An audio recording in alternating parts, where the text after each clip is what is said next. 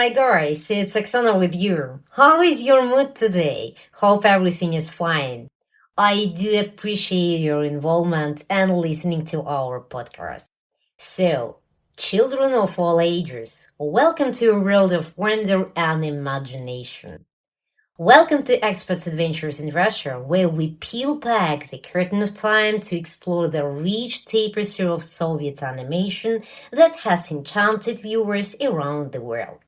Today, we embark on a nostalgic journey through the golden era of Soviet cartoons, discovering the unique charm and profound cultural significance of these iconic shows. From the mischievous antics of Cheburashka and his friends to the philosophical musings of Winnie the Pooh's Soviet counterpart, each story offers a window into the soul of an era. Join us as we explore how these animated classics not only entertained but also shaped the imagination of generations, reflecting the hopes, dreams, and humor of a time gone by. Let's dive into the whimsical worlds of Soviet animation and uncover the enduring legacy of these beloved characters. And the best part, you can join the adventure no matter where you are. Catch us on Telegram channel Experts Adventure in Russia, Instagram and Facebook pages Experts Adventure in Russia, or dive deeper into the discussion on the Experts in Russia Info Online forum. And don't forget to check out our YouTube channel, where we share short videos highlighting the fascinating topics discussed in our podcast episodes. Subscribe to stay updated with our latest content and dive deeper into the world of experts adventuring Russia. Well, my dear listeners, surprise, surprise! For you, yeah, personally for you, which you will find in YouTube channel Experts Adventure in Russia. Buckle up, comrades, for a retro ride into the whimsical world of Soviet-era cartoons. Well, are you ready to test your knowledge on animations, where the heroes are bolder than the Moscow winter and plots are thicker than Bosch? Oh, guys, it's time to find out if you're an erudite or just a cartoon aficionado. Join us as we dive deep into the nostalgic orbit of classic Soviet animations. We've got questions that might puzzle even the sharpest minds. Grab your Roshanka, prepare your best nostalgic smile, and see if you can climb the leaderboard. And I have forgotten to say, prizes include an exclusive chance to win, let me think, a personal interview with me and other prizes. Who doesn't want to keep the party going with questions harder than finding a Siberian tiger in Moscow? So head over to our YouTube channel to answer the quiz questions. Well, guys, just drop your responses in the comments. See you! 3, 2, 1, go! And we start with Cheburashka. It is a beloved classic cartoon character from Russia, first introduced in 1965. Known for its endearing qualities, Cheburashka is recognized in English as Topol and is celebrated not only as a cartoon icon but also as a fixture in Russian humor. The cartoon features Cheburashka and his friend Gena the crocodile embarking on various adventures, often thwarted by the mischievous old lady Shapaklak. Old Lady Shapaklak is portrayed as a tall, thin old woman dressed in a dark dress and a hat, with bloomers who frequently uses her pet mouse, Lariska, to play pranks on others. Despite her usual antics and her belief that good deeds will never make you famous, людям помогая, лишь тратить время зря. Хорошими делами прославиться нельзя. she occasionally performs kind acts that aid Cheburashka and Gena. As for Gena the crocodile, it's a typical crocodile, very kind and supportive character in this cartoon. He works at the zoo and is always ready to help Cheburashka in any situation. Cheburashka is described with large monkey-like ears and a cup-like body. His story begins when he accidentally falls asleep in a crate of oranges that is shipped to a grocery store in a major Russian city, setting the stage for his adventures. This charming character continues to capture the hearts of audiences around the world through both television and humor. Next, we are revisiting one of my all-time favorites from childhood, Простоквашино. This charming series has always held a special place in my heart, captivating with its nostalgic appeal and the simple, yet profound, joys of real life, friendship, and laughter. Well, the story centers on a remarkably mature 6-year-old boy, affectionately known as Uncle Fyodor. His deep love for animals and quest for independence led him to leave home with his 2 loyal companions, Matroskin, a clever and a budget-wise talking cat, and Sharik, a hard-working dog. Together, they embark on delightful adventures in the quiet village of Простоквашино. As the trio settles into an abandoned country house, they not only find themselves in amusing escapades, but also cross paths with the local mailman Igor Ivanovich Pechkin. Initially seen as a bit of a nuisance, Pechkin reveals his true colors as a helpful and principled man, playing a crucial role in reuniting Uncle Fyodor with his parents by the series' end. Простоквашино is more than just a series of adventures. It's a reflection on family, community support, and the timeless virtues of a simpler life. The series continues to resonate with me and many others, reminding us of the strong bonds we can form with those around us, human or animal. Never mind. It's a heartwarming reminder of the power of community and friendship.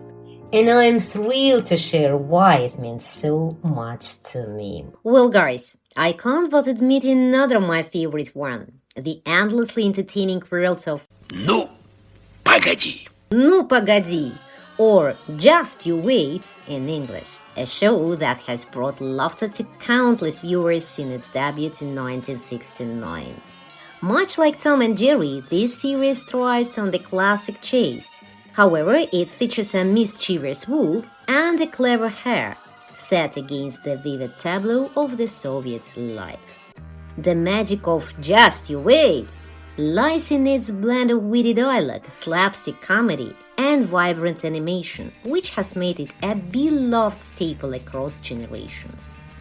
The series brilliantly captures the essence of Soviet and Russian culture, with each episode unfolding in familiar public settings, parks, subways, and beaches, bringing the era to life with a mix of humor and nostalgia. The real charm of the show, however, comes from the dynamic between the crafty wolf and the astute hare. Despite the wolf's endless schemes to catch the hare, each episode ends with his plans comically thwarted, leading him to his trademark phrase, "Well, you just wait." Over time, the wolf has evolved into a charmingly imperfect character who resonates deeply with audiences, perhaps even more so than the flawless hare. Just You Wait is more than just a cartoon. It's a cherished slice of cultural heritage that continues to capture hearts, inviting new viewers and old fans alike to revel in its timeless humor and unique portrayal of life. It holds a special place in my heart, and I am so excited to share why it stands out as a classic, much loved by all who watch it. If you have an opportunity to watch it one day, you will enjoy it, guys. Believe me. As for the next one, The Adventures of the Cat Leopold remains a beloved animated series featuring 11 humorous and heartwarming episodes. Each installment of this Soviet-era classic offers a moral story, making it particularly significant for young viewers, and known for its kindness. One of the kindest animated works from the post-Soviet space, I should say. The series centers around Leopold, a good-natured cat who constantly advocates for peace and harmony with his famous catchphrase, Ребята, давайте жить дружно. Which means, guys, let's live in harmony. Unlike typical cat and mouse dynamics, Leopold faces two mischievous mice, white and gray, who concocts various schemes to disturb him. Despite these, Leopold's adventures always conclude with messages promoting friendship and understanding. The character of Leopold is not just any cat. He is depicted as an intellectual who never harms even a fly and tries to live peacefully with everyone, including the mice who antagonize him. In one episode, Leopold takes a medicine called aspirin that temporarily makes him fierce against his foes, and he soon returns to his kind self, reinforcing the theme that kindness prevails. The adventures of the cat Leopold not only captures the essence of friendship, but also serves as a colorful and engaging piece of animated art that continues to resonate with the audiences today. Now, it's high time to talk about Soviet cartoons, which were based on the stories of foreign authors, and I would like to start with The Tale of Winnie the Pooh, originated in 1926 from English writer Milne's book. Captivated by Milne's story, Russian children's author Boris Zakhader adapted it into Russian in 1956. In the 1960s and the 1970s, Soyuz Film Studio, under the direction of Fyodor Khitruk, released 3 animated films: Winnie the Pooh Goes Visiting, and Winnie the Pooh and the Day of Constance. In this charming rendition, Pooh, a bear, Piglet, a pig, and Eeyore, a donkey, and the rest of the gang embark on whimsical escapades filled with humor, friendship, and gentle life lessons. The animation style is simple yet expressive, capturing the warmth and coziness of the original tales while adding a distinct Russian flavor. Viewers, including those in America, often find the Russian Winnie to be simpler and more humorous than the American version.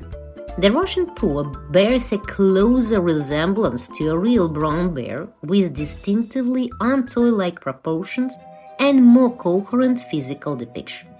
He is portrayed as a mischievous, philosophical bear who often finds himself devising cunning plans to procure honey or enjoy meals at the expense of others, using his own quirky logic to navigate various predicaments. His voice, distinctively gruff and slightly raspy, became iconic when the sound engineer suggested speeding up the recordings to find the perfect pitch.